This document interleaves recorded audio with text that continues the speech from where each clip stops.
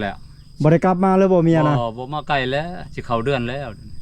คิดฮอดอยู่แต่ละมื้อปู้บ่จักแนวสิว่าเทื่อกินข้าวคิดเห็นหน้าลูกหน้าเมียลูกก็ยังน้อยยังนม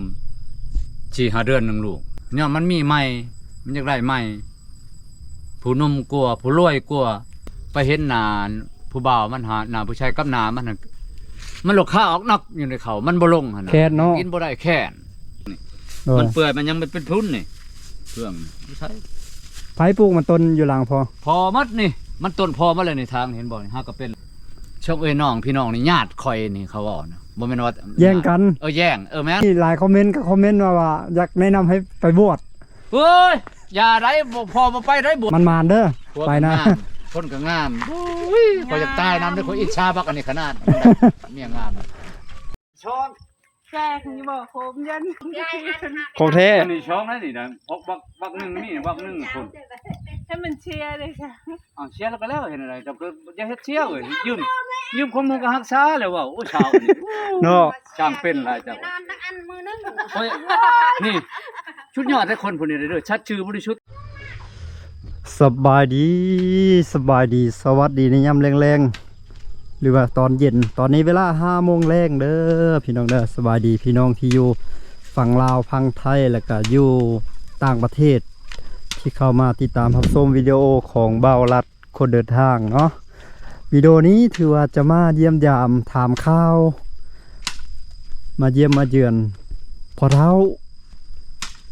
คนนี้ที่เราอยู่ผู้เดียวอยู่ในตูบนี้พี่น้องเอ้ยหลังจากประมาณได้อาทิตย์หนึ่งแล้วที่บาลัดมาชุดก่อนนี้มาแวะทักทายสบายดีเพิ่น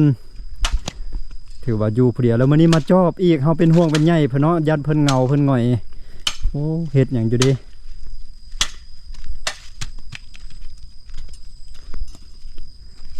โอ้สบายดีสบายดีเฮ็ดหยังอยู่นี่ฟันปกโอ้ยกำลังสิดังไฟต้มน้ำร้านเอ้ยตัดพื้นตัดรั้วแล้วนี่โดยอยู่ผู้เดียวได้เฮ็ดได้เฮ็ดกินเองโดยกินเองข้าวหากินเองต้มน้ำกินเองนี่โอ้น้ำนี่ต้องต้มเนาะต้มแล้วพอกินต้มได้โอ้ดีพอนั่นทำบ่อยากให้มันตายไว้หลายเท่าแล้วต้องรักษาสุขภาพหั่นนะแม่นได้เนาะถูกต้องแหละถูกได้พอมากินน้ำต้มนี่ได้เว้าได้โอ้ดีต้มเช้าต้มแลงจะกินน้ำอุ่นๆมันจังมีแห้งมีเหือนะโอ้ได้เรื่องถือกลักอนามัยเนาะแม่นหาต้มเด้คาพยาธิคาเชื้อแม่นแล้วจังนั้นตายเนาะมันนั่นแต่มันนั่นตายแล้วเห็นว่าเฒ่าเลยก็ได้จะข่าวตายไว้หลายมันยังอยู่ผู้เดียวอยู่ผู้เดียวนี่แหละเฮ็ดจังได๋โอ้ลูกเมียก็วางไปดนแล้วบ่ได้กลับมาเลยบ่เมียนะบ่มาไกลแล้วสิเข้าเดือนแล้วไปเลยแต่วันที่5เดือน6มื้อนี้วันที่เท่าไหร่แล้วยังฮอดเดือนแล้วมื้อนี้วันที่25เดือน6เนี่ยยังหมดเดือนเลยเด้ยังหมดเดือนแล้วยังไม่ไหม้มันมาดยังอุ่นๆอยู่พี่น้องเอ้ยคิดฮอดอยู่แต่ละมื้อปู้บ่จักแนวสิว่าโดยยังคิดฮอดอยู่คิดไปนำเบิ่งเทื่อกินข้าวคิดเห็นหน้าลูกหน้าเมียลูกก็ยังน้อยยังนม4-5เดือนนึงลูกคิดฮอดลูกก็พอแห้งแล้วพอดีได้5เดือนลูก5เดือนนี่ลูกชายเด้เนาะลูกชายพอดีอยู่นำเขาพอดีเป็นตาแพงโดยนั่นแหละบางเทื่อพออดบ่ได้แล้วพอไปจอบบ่ย่างไปเฮือนแม่มันหั่นแหละโดยบางเทื่อมันก็ไปน้ำชูน้ำแพทย์มันลูกน้ำพัวมันบางเทื่อก็พอมันอยู่หั่นก็บ่ได้ปากนำกันดอกหมดปะแหละโดยสิปากกันยังมันเป็นของหมู่แหละเจอกันก็บ่ได้ปากนำกันซ้ำบ่ได้ปากอ๋อก็มันพ่อนี่ก็อยากปากแล้วแต่ว่าเขาให้เฮ็ดคึมอยู่เขาคือสิบ่ให้เกียรติบ่หยังก็เลยเฮาก็ลูกผู้ชายคือกันก็มีเกียรติคือกันเฮาก็บ่ปากก็ถามรถบ่เป็นหยังพ่อยบ่อยากแล้วมันเฮ้ยเสียเปรียบได้หมู่เฮ็ดหน้าบูดหน้าไข่อยู่บ่มีใหม่เลยตัวเองยังคือว่าห้อยจนว่าอีตานี่คือเที่ยวมามักเฮายังมักเฮาอยู่บ่อยากเขาคิดนั้นบ่อยากให้เขาคิดเลยอย่าบ่ปากอย่าว่าเฮาเป็นลูกผู้ชายก็กลับไปงอเขาคืนนะโอ้บ่ได้ดอกงอได้เขาคอพอแห้งแล้วเขาขอแล้วขอวังเบิ่งขอวังวันที่เท่าไรเนาะขอใกล้ๆนี่ประมาณอาทิตย์ปลายแล้วเขาขอกันแล้วไวเนาะไวแล้วคนนี้มันอยากปากกันย้อนนั้นแหละย้อนมันมีใหม่มันอยากได้ใหม่ผู้นุ่มกลัวผู้รวยกลัวผู้มีความสะดวกก็มีรถไทยรถยังรถจักรรถยังเด้พาไปนั่นตัวเองสิมีหยังรถจักรก็บ่มีไปใช้ไปตลาดก็ย่างตอกเด็กยังว่าโอ้ยผู้ใดเด้อีต้นชองชาน ผู้อยากต่างประเทศบ่ทางใดเอาต้นธงชาติให้รถจักรห่างชักคันหนึงโอ้ยสิโมทนานำแหละ โดย สิขอนบขอไหวจังว่าบ่มีอีหลีนี่ โดย เขากินกระทำยากหามเอ้ยผม โดยไปตักน้ำตักในกันพูด ย นี่เนาะ างแล้วพุ่นแล้วพุ่นเป็นกิโลเมตร2กิโลเมตรทางไปทางนี้กิโลเมตรป้ายนี่ทาง มี2จุดได้เอา สอง น้ำเนาะ จุดนี่จุดหนึงจุดนี้แห้งใกล้ตัวนี้ขึ้นคู่ลงคอย จุดหนึงแล้วทางไปวันพะโล้หั่นแม่นบ่ บ่ไปตัวนั้นไกล บ่ได้ โพ ไป ด ไกล บ่ โพ ไป ด นี่ไปจุดนี้ช้ำบนแล้วก็จะไป นี่บ ตัวน นี้บ่ นี่ไกล โอ้ ไป ลงเลยนี่ลงปลาไปวิก แถ ล ว งหั่น ใหม่ใหญ่ตัวนั้นแหละลงไปมันมีลงคอยอีกทางนี่แซบน้ำตัวนี้แซบกว่าหมู่ โอ้ แซบกว่าน้ำตัวนี้ น้ำตัวบนน่ะทงหน้า ทงหน้าหันไทยบ้านกินหมดบ้านเฮาก็อยู่ทงหน้าก็แซบอยู่แต่บ่ทอหม้อนี่ หมอนี่เสียบกว่าเนาะ แซบกว่าพอไป โอ้ พอไปเอาแหละพอไปลองเบิ่งแหละ แล้วมัน แต่มาอยู่นี่ฮะก็ไปเทื่อเดียวลองเบิ่งเฮ็ดมึงนิด โอ้ บ่แซบแซบอะลีกิน มันออกบ่บ่ออกบ่ ออก โอ้ บ่ออกบ่แล้วเขาป่านขึ้น เขาใช้ทอต่ำๆต้องอาบ โอ้ อาบตวงบ่ได้คือตัวนั้นต้องได้ตักใส่คุใส่หยังอาบ โอ้ แซ่บ ใช่อยู่บ่ ใช้จิงลิงโอ้ยกวนหม้อนั่นเนี่ยบ่เทื่อเฮาหายนะยังมีขี้ฝุ่นขี้เหงื่อเด้อันนี้บ่เห็นจังนี้อันนี้เบิ่งทอกใส่แก้วแล้วก็เบิ่งหยังโอ้บ่เห็นคัก โอ้ แต่มันจะใกล้นะคือมันมีรถจักรรถหยังอีห่างเที่ยวพ่อไปเที่ยวไปกินคัก โอ้ก็มีรถจักร ครับ คือว่ารถจักรก็ไปฮอดได้บ่ ฮอดทางฮอด แต่ว่า อ๋อ มันลงค่อยขึ้นค่อยทางยาก โอ้ นี่พ่ออยู่ชะลอนี่ก็โอ้ยากกระตุกกระติกมานี่ เอาล้อนั่นอยู่ไป ล้อมันอยู่ไปฮอดพุ่นแล้วใช้เวลาใช้กระตุกชาวลิตรนั่นแหละ โดย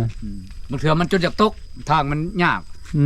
ม ขึ้นค่อยลงห้วยทางโคดทางนั้นบ่คือทางนี้แล้วทางนี้มันสบายทางนี้ยุ่งรุด โอ้อยู่พุ่นนั้นกับอยู่พี่ตัวใดไกลกว่ากัน ๆตัวนี้ไกล ตัวนี้ไกลกว่าอีก อืม โอ้ มันทางชื่อไปนี่เพิ่นบ่ได้นี่ค่าน้ำมักจับเขาหัวออกไปบ่ได้ โดย ต้องลงไปพูนฮอดบ้านพุ่นโค้งขึ้นไปพูนอีก โดย ชัดลงพูนอีก บัดนี้ มันนี่ไปเลย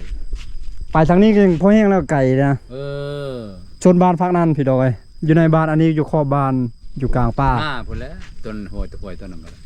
อัน มี นั้น ผักบ้านไปพุ่นลงหน้าพุ่นอีก คนกินหลายหรือหันคนหลายไปจักกิน มันไกลหมู่บ้านแต่มันแค่บ้านเด้ คนลงหันหมดพอเลยไปนี่ลงเบิ่งแต่ว่าพอบอกชูอาบจักเทื่ออยู่หั่นมันคนหลายคำนั่นนี่ยามฮอดนี่แฮงเต็กพอลงอาบน้ำช้างพอขุดอยู่หลุมนี้ โอ้อยู่นี่เนาะ นี่อยู่ห้องหลุมนี่ โดย คุณ ใช่อยังบ่ แล้วน้ำสร้าง ใช่อยังบ่ ใช้อยู่แต่ว่ากิน บ่แซ่บ น้ำค่ำบ่แซ่บ โอ้มันเป็นเคลือบ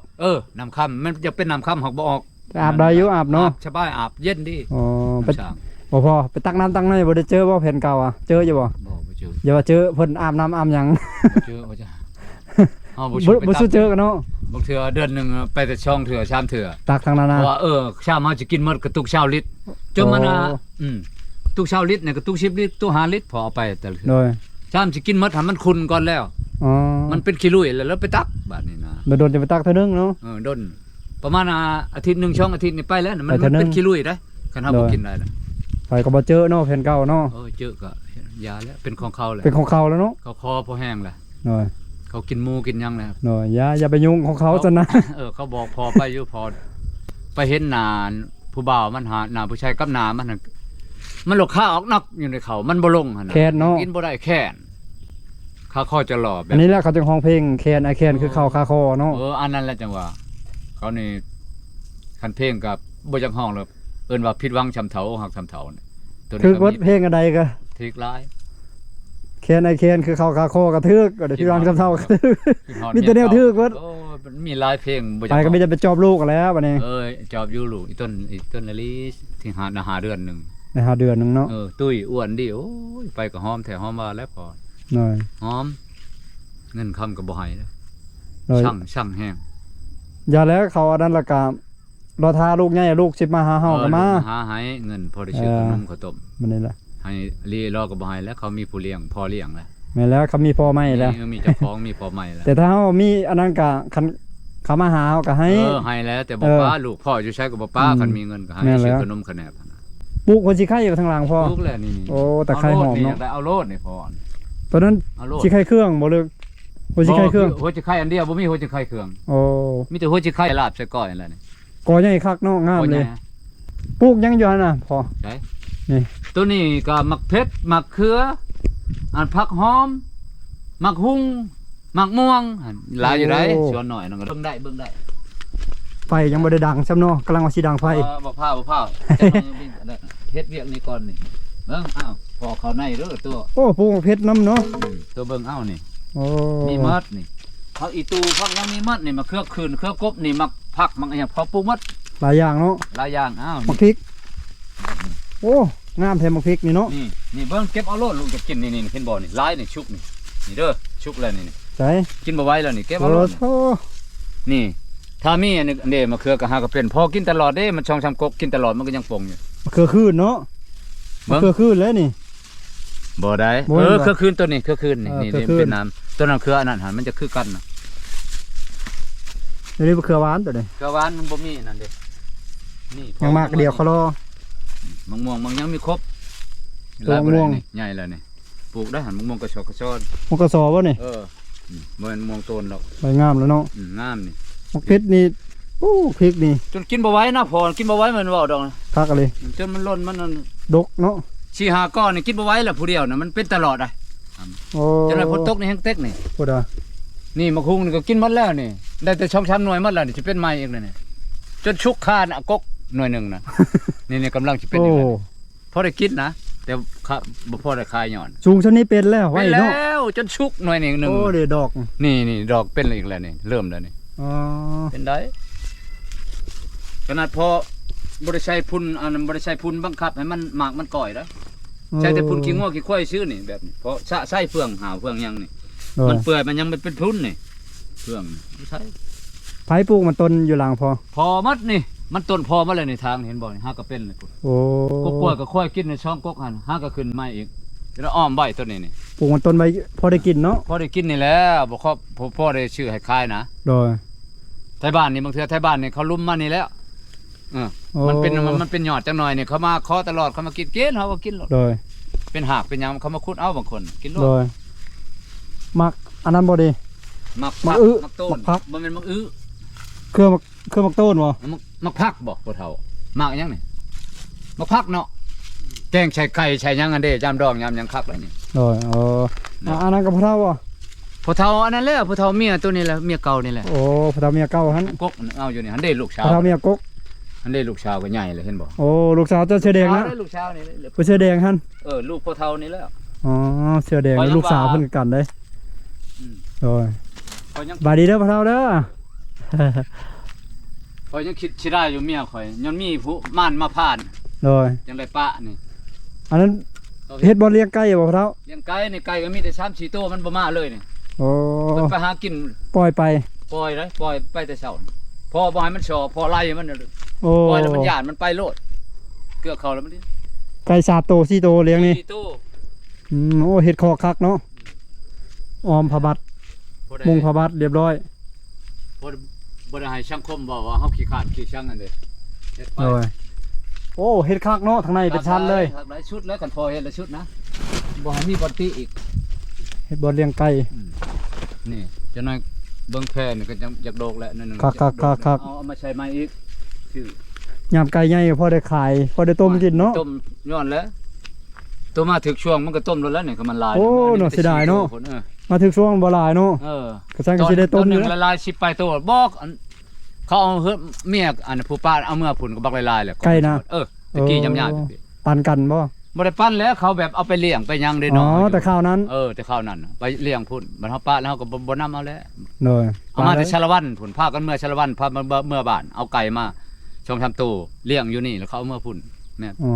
มันเกิดลูกดกไก่ชาละวันตัวหนึง โดย แต่มันเป็นไปแล้วก็ยา ไตโซลาร์เซลล์เนาะพระเฒ่าเนาะ แชงเชลิเชียวเลยนี่แชงน้อย เสียงน้อยไฟ แต่ น้ ว่า อย ฉากอันน่ะโทรศัพท์นี่ได้2-3หน่วยมื้อหนึงได้ โอ้ ฉากโทรศัพท์พอบ่ได้ไปออกฉากนอกฉากทะยุนี่เต็มร้อยเลยมีแต่ลูกเช้ามาเล่นมื้อนี้แต่เช้าเต็มร้อยมันมาเล่นยังเหลือ40ปลายฉากต่ออีกแล้วนะ อ๋อ มื้อเที่ยวเฮานอนแล้วชุบ จักคนบ้านลูกกับเมียกกนี่นะเมีย ผู้ ผู้ เดี เดี ย ยว ว นั่นแหละ ผู้เดียวนี้ เออ ผู้หญิงไง ผู้หญิงผู้เดียว จักปีเป็น5 ปีแล้วหั่นพอ จักอันบ่พอเฒ่าจักปีละเดือนนี่ข่อยลืมมันจักมันเกิดปีใด อ๋อ ได้แล้วหมู่5ปีนี่บ่อยู่แล้ว ยังอยู่ใช้เดี๋ยวนี้เมีย ละ ผู้นี้นะ แล้วเราไปเฮ็ดเวียกอยู่ระยอง อยู่ไทยเนาะ จังหวัดระยอง อยู่ประเทศไทยพุ่น เฮ็ดเวียก มาอย่าบอกเรามาเจ้ามาจอบ เอา ลูก เรา จ มา อบ สอ หยัง งสามเทื่อละมา อื หาลูก มมา2-3เทื่อแล้วเออ เจ้าว่าเดือนใดเราสิมาอีกนี่ มากชะพูก็ไปได้มากพอ ลาวพัวไหมแล้วบ่ ยังบ่ทันเอาดอก โอ้ยังบ่ได้เอา บ่ เนาะ เอาได้ มาจังไรมันแดดมาดำนาเนี่ย ดำนานี่แหละน่ะมันแดดนี่พ้นบ่ตกนี่ก็มันบ่มาแหละ เลยเมียผู้นี้นี่อายุเราประมาณเท่าใดผู้นี้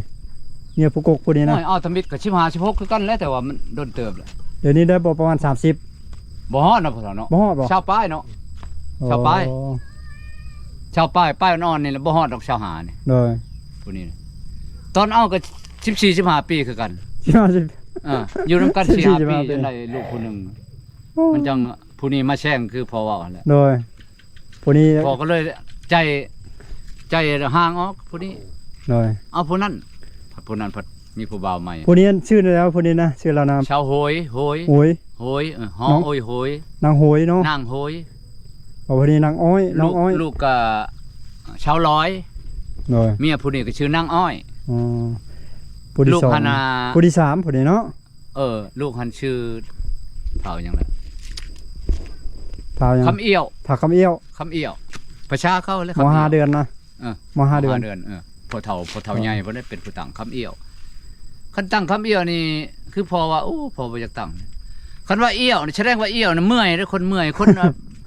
แบบคน นั่นแหละ เปียลอยคนบ่มีเหือมีแห้งนะคันเอี้ยวได้คันเว้าได้ภาษาลาวได้จักว่าภาษาเขา ชื่อคำเอี้ยว ชื่อนางอ้อยเมียผู้สุดท้าย น้ นี่ อยเมียคนนี้ ยังสิมีบ่ผู้ที่สี่เนาะ มีไร มีบ่ โอ้มีแน่นอนพอขาดบ่ได้แล้ว ยังบ่ยอมเนาะ ชำนี้บ่ทันยอมนะชำนี้ยัง อันนี้ขอโทษนํ ฮะ ขอโทษนํพ่อหลายๆมีหลายคอมเมนต์ก็คอมเมนต์ว่าอยากแนะนำให้ไปบวช เฮ้ยอย่าไรพอมาไปไรบวชเฮ็ดหยัง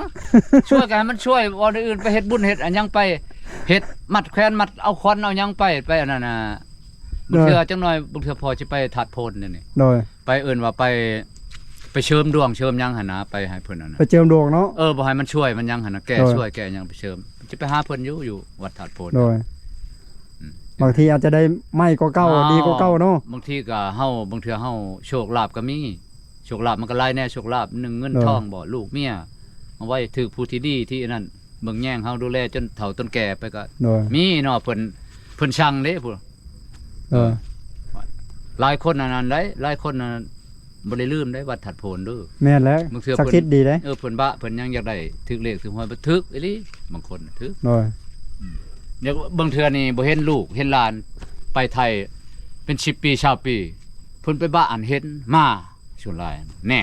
แม่น บ่ถือเพิ่นนั่นได้ หลายคนไปอยู่เลย เพิ่นบอกให้มาเพิ่นก็มา มีหลายคนไปเบิ่งบ่เห็น บอกพระเจ้า หืม ปากกับเมียนี่ได้จักปีแล้วเมียผู้เนี้ย ปียังวันที่5เดือนนี้ บอกว่านี่นะผู้นี้นะ ผู้นี้บ่ ผู้เฮือนหลังนี่นะ ช่องพันเช้าได้ช่องพันเช้าได้ ช่องพันเช้า ได้10ปี ได้6ปีนี้ นี่ป้าอันนี้จะเอาตัวนี้ก็ติดตัวนี้ก็ ป้าผู้นี้แหละ ผู้นั้นมาชา ป้าผู้นี้ เนี่ยก็ผู้นี้ติด แล้วไปเอาผู้นั้น แต่ป้า เลย ผู้นี้แล้วเอาผู้นั้นปั๊บบัดนี้ฮะเฮาบ่ทันป้าผู้นั้นพอเอาผัวปั๊บอีกเขาไม่ได้แก้เฮานี่โอ้ เขาแก่เนาะ แก่ โอ้ เจ็บผัวแห้งพอนี่บ่แม่นเว้าได้ ตอนนั้นเขาจนญาติกันเนาะพวกเราเนาะ โอ้บ่แม่นเว้าเขาว่าพอนี่ มีเสน่ห์ พี่น้องกันเองญาติกันน่ะญาติอะเขาว่าอันนั้นก็พี่น้องกันเอง พี่น้องกัน พี่น้องเขา โอ้พี่น้องคือเมียผู้ดับเอ็ดอยู่นี้ เอาผู้นี้แล้วผู้นั้นปั๊บติด บ้านเดียวอยู่บ้านเดียวกันเลยพี่น้อง บ้า เอ้ เดี ย ยวกันนี่แหละ เมียผู้นี้กับเมียผู้นั้นถือว่าเป็นพี่น้องกันเป็นญาติกัน พี่น้องกัน เขาญาติ เขา กัน เว้ามันบ่เป็นญาติเขาเว้าแบบนั้น บอกว่าเป็นญาติกัน เออ ภาษาไทยอะนะภาษาลาวเอิ้นพี่น้องกัน เป็นญาติพี่น้อง ญา แล้ ติพี่น้อง ตั้งญาติกระโตข่อยนะเขาว่าข่อยชงเอ้ยน้องพี่น้องนี่ญาติข่อยนี่เขาเว้านะบ่แม่นว่า แย่งกัน แย่งแม่นกันว่าภาษาไทยแย่งมันคำโต ภาษาลาวเฮาว่าญาติบ่แม่นญาติพี่น้อง ตอนนั้นก็หน้าตาก็ยังดีกว่านี้เนาะ ว่าเขาเป็นแล้วอันนี้มันหักยังหนุ่มกว่านี้นะเห็นว่า ใครๆกว่าเนาะใครกว่านี้ตอนนั้น รอกวนแล้วเหือแห้งกับปึงปังแล้ว โอ้ เป็นตะเงิด จะเอากับผู้นี้แหละเวลาไปเจอกับผู้นั้นน้องอ้อยแหละ ผู้นั้น ผู้นั้นก็จะมาแย่งผู้นี้ อ้าว ตอนนั้นเนาะ ไม่แย่งแล้วเนาะ เออ บอกว่าให้พ่อว่า จะได้เลิกกับผู้นี้ เจ้า เราไป ป้า เอาน้องอ้อย ป้าแม่เมียเจ้าเขาจะเอาป้าเมียเจ้าเขาจะเอาอยู่พอกันยำใดหยอกกันนั่นน่ะ โอ้ บัดมองผู้นั้นพัดนมแน่นกว่าเนาะผู้นี้พัดก็นมแน่นคือกันแล้วล่ะก็บ่ทันฮอดชาวปีแล้วตอน10ปลายปีก็มง19 18นี่แหละตอนมันของเก่านี่จังว่าเจ้าชะหันพัดเอา มาก็บ่ได้เต่าก็บ่ได้บัดเชียร์หมดทั้งเต่าทั้งแล่น ติดปาก เฮ็ดโอ้ย อย่างใครเนี่ยยังได้ลูกเด้ไปทีละนึกของเฮา ก็แนวนั้นแหล้วเอาให้หมดทีละลึกผู้นี้ โด ผู้ ย นึงผู้หญิงผู้นั้นผู้ชาย ยิงชาย พอได้ ปันยิง เป็น ปันชายผู้ยูชิโน่จักคนมาพอเท่า3 คน หญิงหนึ่งชายสอง ยิง1ชาย กก่อน 2เนาะ ผู้หญิงแต่ว่าผู้หญิงบ่อยู่นํแล้ว ผู้นั้นขอโทษนำเมียกกแล้วพุ่นน่ะเนาะยูชิโน่ กกที่ชุด กกที่ชุด ผู้ นั่น ทำอิฐ โอ้ ทหารมันก็เป็นทหารพอก็เป็นทหารตอน ตอนนั้นพ่อก็เป็นทหาร เราก็เป็นทหาร ทหารเอาทหารแต่ว่า อายุเราตอนจักปีตอนเอากันพุ่นน่ะ 16 16อีก 16 โอ้มีแต่พูด10ปลาย10ปลายเนาะ 16 16 ปี หักพอ เมียกก ตอนนั้นน่ะห่วยมุงชาวป้าย30ป้ายแล้วบ่ทันเท่าได้ยังหนุ่มเด้อพอ โอ้30ปลายกำลังรอเข้มแล้ว บัญชาของพันเนี่ยของพันนั่นแหละหามเบิดชีวิตจังได้แล้ว บัดปลายของชีวิต บัดปลายของชี มา วิต เป็นอันนี้เนาะ เดี๋ยว เฮ็ด นี้ จะ ก็ ได้ เมื่อวานมาชื่นนี่ก็ลูกหลานก็พวกชาวพาดลูกนี่แหละ โดย ให้มีก็ปุรชีหาทง อืม ชิปไปทงก็ปั้นกับลูกนี่แหละ ลูกก็มาโลดได้ก็เห็นมันมาน่ะมาโลดอันนี้ โดย เห็นบ่มากินนี่ อ๋อ แล่นมาโลด เอ้าพอดีค่ำแล้วในการสิได้กลับแล้วได้บ่รัดก็ได้ เจ้า ก็มีน้ำจิตน้ำใจเล็กน้อย โอ้ ให้พระเฒ่าได้ สาธุ อยู่ดีมีแฮง เลยเอาให้อยู่ดีมีแห้ง ชื่อ อ่าชื่อ แตงนัว เอามา ทง เพ นึ ช ง รแป้งนวลแล้วหามเอ้ กับ ย ปักเพชร ห้อย หรือว่าเกลือ เกลือ เนี่ยมันบ่มีปักเพชรมี ตัวไหน นะ บ่มีแล้วพอชื่อตัวนั้นนะเขาหมดก็ เออ ชื่อเขาแล้วจะได้หลายเติบได้นี่ก็ได้โลนึง15,000นึงเด้ โดย เด้อเอาเด้อสาธุ โดย เจ็บ มีโอกาส จะได้ จะมาเยี่ยมยามไหม เจ้าเจ็บจะได้ใครอย่ามี ยิงเลยจนขาดกระดาน โอ้เจ้าก็อดได้เนาะกันคือเมียข่อยยังอ้อยมันอดบ่ได้ได้ไปโดนนั่นน่ะมันมักกิน ไปช้อน เออ โอ้ช้อนอยู่ห้วยพุ่นนี่ห้วยไปเลยน้องช้อนน้ำเซ่ แช่ โอ้ไปห้องน้ำเซ่ผู้ เออ เช่นี่ได้เช่บางเฮียงนี่ได้หามเอ้ยเช่บางเฮียงนี่ อ๋อ แซ่บได้แซ่บกว่าปลาเช่เกาะได้ปลากุ้งมันหั่น โดยนี่ของผู้ได้นี่ขนมแก้วอ่ะ นี่ โอ้เอ้า ของคนงาม มันเด้อ พวก ไปนะ งามคนก็งามข่อยอยากตายนำเด้อข่อยอิจฉาบักอันนี้ขนาดเมียงาม ย่างมาเลย คือบอกเอารถจักรขี่ไป เขาไปแล้ว เจ้าก็ช่างเว้าให้เอารถจักรแต่พอไปตลาดพอยังย่างเดียวนี่ อืมไปตลอดอยู่บ่ ตลอด ไป ตลอดเลย แต่จอดตลาดเนาะ ไปที่เขา พี่ช้างคนอัน เอา นี้ก็อายตา บ่ได้ถือบ่โคมไฟสาย โค้งข่อยถ้วยหนึง มา ค่านึงถ้วยหนึง บ่ได้ เท่าไรฉันเท่านี้บ่ให้ข่อยกินสิหาค่ำก็ได้นะไม่ได้ข่อยให้โค้ง10โตหนึงเฮ็ดได้สิเองเลยว่า อิ่มแหละอยู่คนเดียว ทีไรก็ยุบหนึงช้าข่อยให้ลีแต่ว่าให้ข่อยกินยิบหนึงก็ยาข่อยจะกินดิบ ก็บ่เฮ็ดเจ้าเวลาคนเมือง เมื่อเช้า เมื่อวานนี่บ่เฮ็ดเจ้าจะนอนอยู่ไส เอ้าข่อยจะไปใช้ผมก็อยู่ลุ่มมันข่อยชื่ออูมาแล้วข่อยนอนอยู่ช้อน แจกนี่บ่โคมยัน อย่าโคมบ่แจ้ง โคมที่คือ ของแท้ อันนี้ช้อนนั่นนี่นะพกบักหนึงนี่บักหนึงคน ให้มันเชียร์เลยค่ะ เอาเชียร์แล้วก็แล้วเห็นอะไรแต่ก็อย่าเฮ็ดเชียร์เอ้ยยืมคนหมู่ก็ฮักษาแล้วว่าโอ้ชาวนี่ เนาะ ช่างเป็นหลายจังโอ้ยนี่ชุดยอดให้คนผู้นี้เด้อชัดชื่อบริสุทธิ์ข่อยยังว่าข่อยโอ้กินแนงขนาดอันอีกเว้าก็ม่วนอ่อนโยนจังนี้ก็จังแม่นยิ่งชามน้ำชีเด้อ ไปช้อนกุ้งอยู่น้ำเซ่ แม่เฒ่าก็ไปตลอดเด้อ